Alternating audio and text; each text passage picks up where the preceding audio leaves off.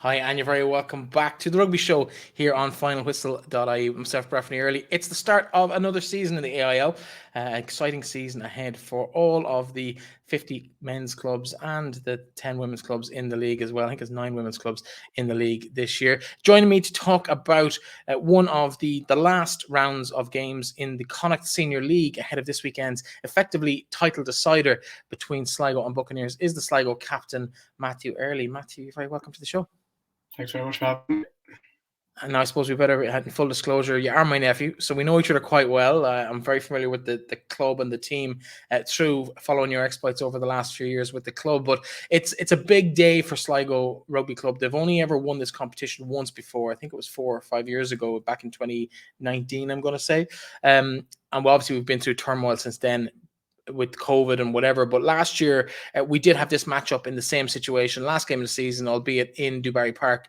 It came down to the absolute wire. Before we get into Saturday's events, let's maybe talk about that game. Talk to us about, I suppose, 12 months later, is that still in the back of your mind?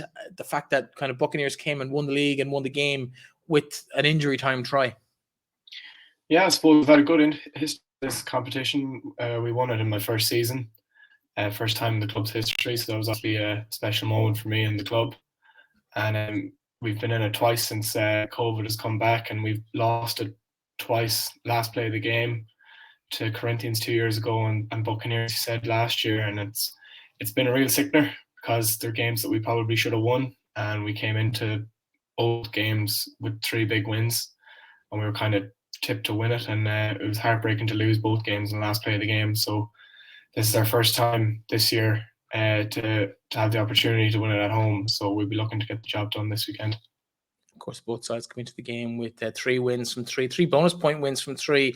You can't really be in better form than that. What's the mood like in the camp, in the dressing room at least, coming into the weekend's action? Obviously, the mood, it's hard to be better when you're coming in off 3 big wins. I suppose we're just kind of getting into gear at the moment. There's a lot of positives and a lot to work on. So hopefully everything comes to fruition on Saturday. That's what we're hoping for. Let's talk about Saturday for a moment. The kickoff is at 2:30 p.m. in Hamilton Park. Anyone who's familiar with the club will know where it is there on the Strand Hill Road, just under Knocknarea. It's a big day for the club, and they look to be celebrating it in some style to really push the boat out in terms of the amenities on the day as well. Yeah, look, there's a big day planned for before the game, during and after. So they're offering a 2-for-1 for €10 to admission into the game, and a real incentive to get bodies at the game this weekend, which we'd really appreciate the support. And just with the Rugby World Cup afterwards, there's live music, and the game will be shown in the clubhouse as well afterwards. The bar will be in full flow, so makes for a good day. Yeah, we'll have a voucher on our side as well. You can just print it off and bring it along on the day, and it will allow you to get 2 people in for the price of 1, as Matthew mentioned. That will also be available. I think if you buy any of the local papers, the Weekender or the Champion, you'll be able to cut it out and bring it along with you on the day. But really, it's all about just getting bodies out to the field to support the local side, and hopefully win that on home soil for the first time would be nice. As a player and as a captain of the team this year, what does it mean to you to have this opportunity to win a trophy on home soil? It hasn't happened in the club's senior history, at least.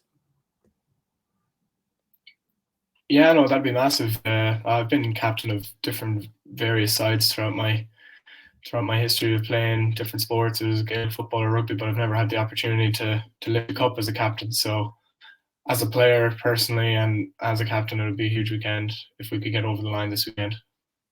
Talk to us about the stuff that's happening around the actual game itself. I know there's hopefully, weather permitting, of course, involvement from the minis, maybe pre-match, the kids that will someday wear that jersey that you're a custodian of at the moment.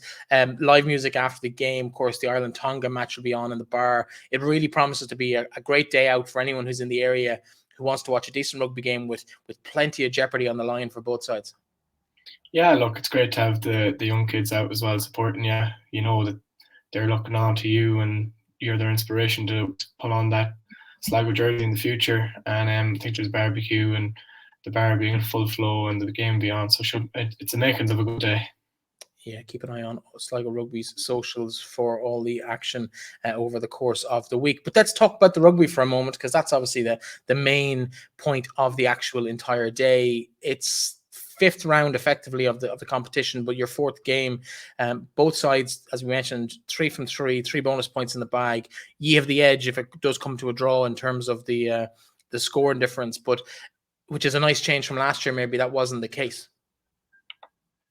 Yeah, look, last year we lost the league on score difference, and the year before we lost by points. So it really does come down to the tight margins, and we've kind of put ourselves in the best position this weekend with the 30 or 40 point better in score difference. But at the end of the day, you got to win the game.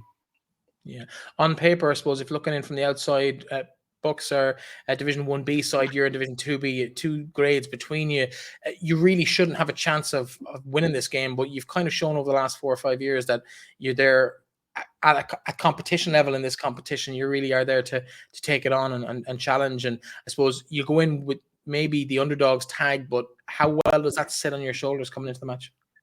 Well, I wouldn't really say that we have an underdogs tag. Like, we've had the better results in the Connacht League, and obviously they have the quality of players that are playing up at 1B, but a lot of that are, well, they get a lot of academy players released for AIL games and stuff that they don't get released for Connacht League, which would weaken the side. And I know they beat us last play the game Connacht League last Connacht Cup on the Connacht Cup final. It was all within a score, and I think on our day we can definitely mix it with them and should really result this Saturday. That's the plan.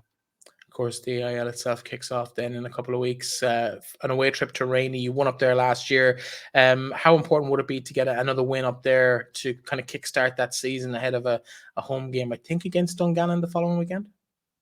Yeah, look, Rainey is a really difficult place to go, and we really dug in deep to get the win last year. It was an important win. It was part of our, I think it was 5 wins in a row to make the playoffs last year, and they were all within a score except for maybe the last one we pulled away with it. But no away game is easy. Even if you're first playing against 10th, you're traveling away. It's a tough place to go. You're in a league where everyone's at similar qualities and similar levels. So any away game needs to be recognised as a good win and celebrated also. What can you tell us about the squad this year in Sligo? Any ins or outs that we might want to keep up to date with ahead of the games at the weekend and the start of the IL? Yeah, there's been plenty. Obviously, our captain has left us from last year. A few players have gone Australia and stuff and moved on. So it's going to be a different squad. It's going to definitely be a fresher faces that are going to be playing this Saturday than, say, maybe played the last game last season.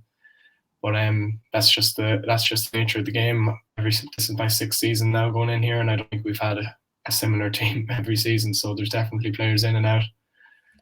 What's the ambition for the season? Can Sligo challenge for the playoffs? Is promotion a realistic goal? Look, it's a realistic goal, and we underperformed last year, and we lost the playoff semi-final by 2 points.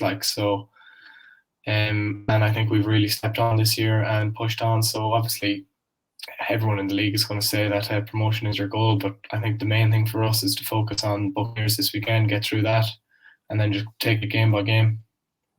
Yeah, in terms of the Saturday, of course, that is the next game on the list, and it's Buccaneers in town. Looking at them, they've had a couple of changes as well. I know the managerial change. Eddie O'Sullivan was with them last year, won't be with them this year. A couple of players moved around there as well. What are you expecting from Buccaneers on Saturday afternoon?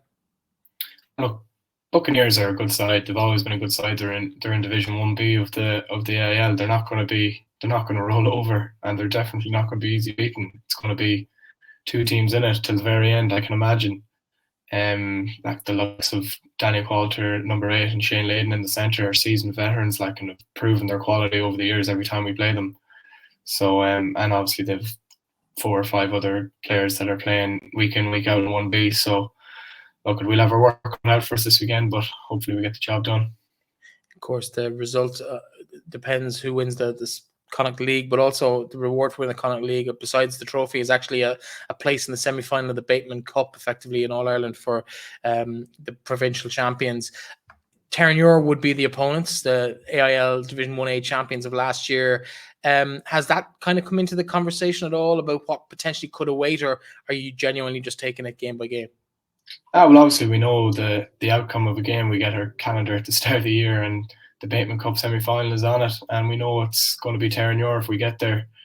And it's a daunting task. Obviously, they've won the Bateman Cup last year, and they won the AIL 1A last year, so they're a serious outfit, and they won the Bateman Cup by 60 points last year against Buccaneers. So we know exactly what might be coming down the tunnel, but we won't have to worry about it unless we win this weekend. So there's no point thinking about Terranure if we don't think about Buccaneers first.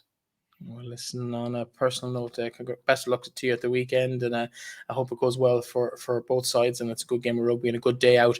Do get along to Hamilton Park if you can. If you're watching this and you're in the general area and you want to watch a good game of rugby over the weekend, Sligo is where it's going to be. 2:30 on Saturday, but plenty to do, both pre and post game. Why not stick around and watch the Ireland game in the clubhouse later on in the day as well? There's plenty of entertainment. There's barbecues, live music, and all sorts of other entertainment to keep you and the whole family occupied through the evening. Matthew, captain of the team who are going into battle on Saturday afternoon, thanks for joining us, and the very, very best of luck to you and your teammates over the course of the couple of hours of the game.